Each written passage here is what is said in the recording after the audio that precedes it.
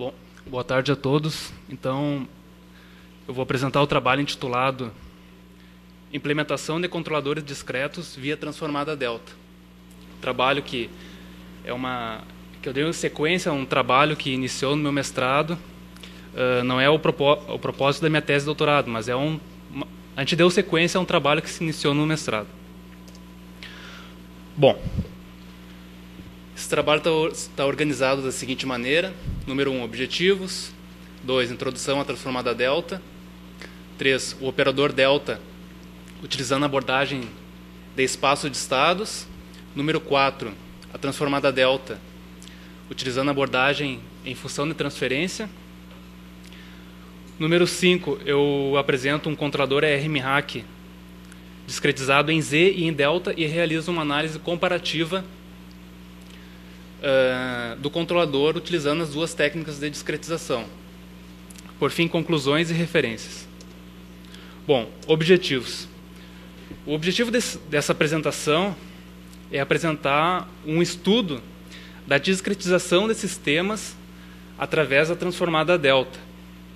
Fazer uma análise comparativa entre a transformada Z e a transformada delta. Analisar sistemas no domínio do tempo e da frequência com a utilização da transformada delta. E, por fim, apresentar um controlador ERM-RAC, Robust Model Reference Adaptive Controller, discretizado com a transformada Z e com a transformada delta, e ver as diferenças. Bom, introdução, então, à transformada delta. Para introduzir esse tema, primeiramente eu faço algumas considerações sobre processadores de ponto fixo, já que aí que entra a motivação da utilização da transformada delta, que vai ser mostrado mais adiante. Os processadores de ponto fixo são utilizados em mais de 90% do sistema de processamento digital de sinais, em boa parte devido ao seu baixo custo. E, normalmente, processadores de ponto fixo requerem 16 bits. Já processadores de ponto flutuante, usualmente, são utilizados com palavras de 32 bits, conforme Paget. Bom, quais são as principais características da transformada delta? Eu abordo basicamente duas grandes características, que é minimizar os erros causados por truncagem e arredondamento numérico típicos de processadores de ponto fixo. E outra grande característica é que a transformada delta ela aproxima o modelo matemático de um sistema discreto ao de um sistema contínuo, o que não é verdade quando a gente utiliza a transformada Z. Richard Middleton e Graham Goodwin foram os dois cientistas, engenheiros, que popularizaram o uso da transformada delta na implementação de filtros digitais e sistemas de controle, lá na década de 80. O livro Digital Control and Estimation, A Unified Approach, do Middleton e do Goodwin, do ano de 90, traz um desenvolvimento completo da transformada delta. Bom, as técnicas, no livro do Middleton e do Goodwin, eles abordam as duas técnicas mais, digamos assim, populares para a discretização de sistemas, que é a transformada Z e a transformada delta. Mas em vários trabalhos que surgiram depois da popularização da transformada delta, notou-se que a transformada delta possui menor sensitividade à variação paramétrica dos coeficientes do sistema, quando comparado à transformada Z. Então, aí que entra daí que entra a grande vantagem da utilização da transformada delta frente à transformada Z, já que processadores de ponto fixo provocarão o arredondamento numérico dos coeficientes, e a transformada delta possui menor sensitividade a essa variação.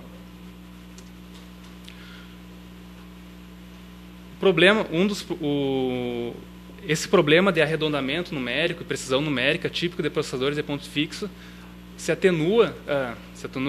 aumenta.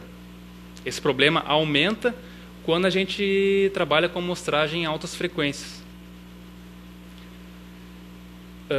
Então, a transformada delta ela entra como uma grande solução para atenuar esses problemas típicos da transformada Z em processadores de ponto fixo. Bom, aqui eu apresento um diagrama de blocos aqui, onde são mostradas as diferentes formas de representar sistemas, né?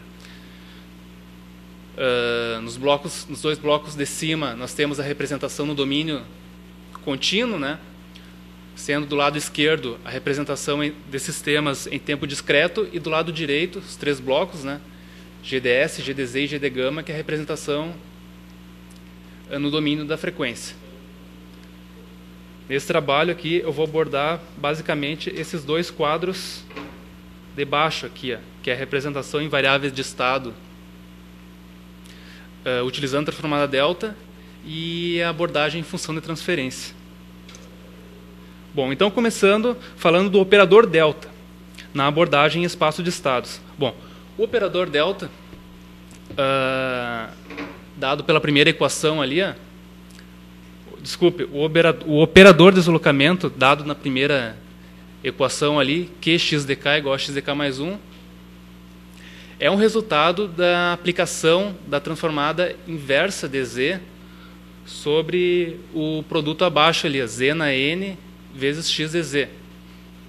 Então, quando a gente tem lá a nossa função de transferência em Z e a gente faz o produto cruzado e aplica a transformada Z inversa para obter as equações de diferença, a gente utiliza a noção de operador de deslocamento, que é resumida na primeira equação ali. Bom, já o operador delta, sendo uma maneira alternativa de discretizar sistemas,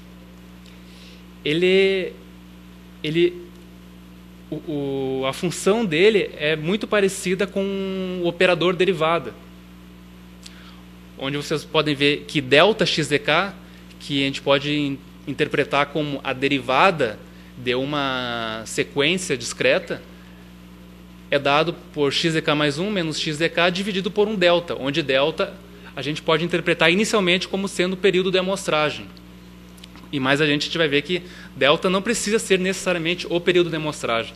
Mas no começo, para a gente entender melhor, vamos considerar que delta é o período de amostragem. Bom, agora, a gente utilizando aquela equação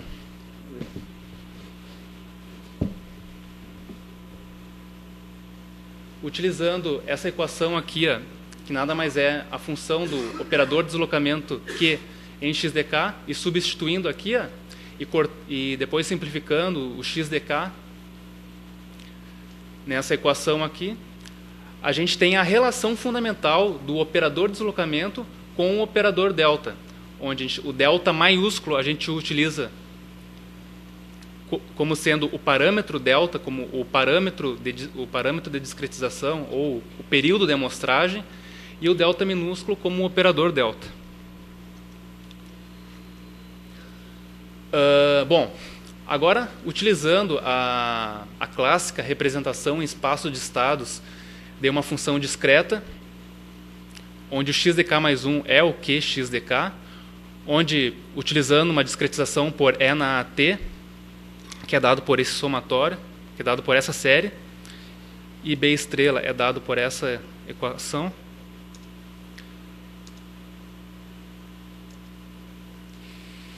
Bom, agora, partindo da equação clássica em espaço de estados discreta e utilizando a relação fundamental que a gente obteve anteriormente, a gente consegue obter uma representação em espaço de estados no domínio delta, onde vocês podem ver que esse delta XDK ele é uma imagem da derivada de x dt. Então, a gente pode ver que o operador delta aplicado à equação clássica aqui em espaço de estados, ela dá uma equação bem semelhante que a gente tem no domínio contínuo, que é x ponto, ou seja, a derivada de XDK, igual a ax mais bu. No entanto, essa equação aqui, ela não é passível de implementação digital, do jeito que ela está aqui. Ela não é recursiva. Então, para obter uma equação recursiva a partir da aplicação do operador delta num espaço de estados, a gente utiliza a definição inicial do delta dx dk. Substituindo, isolando o x dk mais 1, a gente obtém uma equação recursiva para calcular o x dk mais 1 a partir do cálculo de delta dx dk, que é obtido através dessa equação aqui. Então, aqui a gente tem uma forma de equacionar o nosso sistema no domínio do operador delta. Só para dar um exemplo aqui, um exemplo numérico para facilitar o entendimento e também facilitar a visualização das vantagens da transformada delta. Eu tenho um sistema x ponto igual a x mais BU, onde eu escolhi valores numéricos aqui quaisquer, sendo que x ponto igual a x mais BU é um sistema estável. Utilizando o operador de deslocamento, eu tenho essa equação de estado aqui. E, utilizando também o operador delta, eu tenho essa seguinte equação. Bom, agora eu fiz um teste aqui, considerando que o delta é igual ao período de amostragem, portanto, 1 sobre delta é a frequência de amostragem, e eu variei a frequência de amostragem de 10 Hz até 100 kHz. E fui analisando para onde iam os autovalores da matriz A do sistema contínuo, da matriz A estrela do sistema discretizado pelo operador deslocamento, e os autovalores da matriz A delta discretizado em delta. A gente pode ver que os autovalores da matriz A elas não mudam, né, porque independe da discretização. Os autovalores da matriz A estrela, à medida que a frequência de amostragem aumenta, vão em direção ao ponto z igual a 1 do plano z. Já os autovalores da matriz A delta, à medida que a frequência de discretização aumenta, vão em direção aos autovalores da matriz A. Vocês podem ver aqui, é próximo a menos 1 e menos 3. Então, a gente pode ver que quando a gente discretiza um sistema pela transformada delta,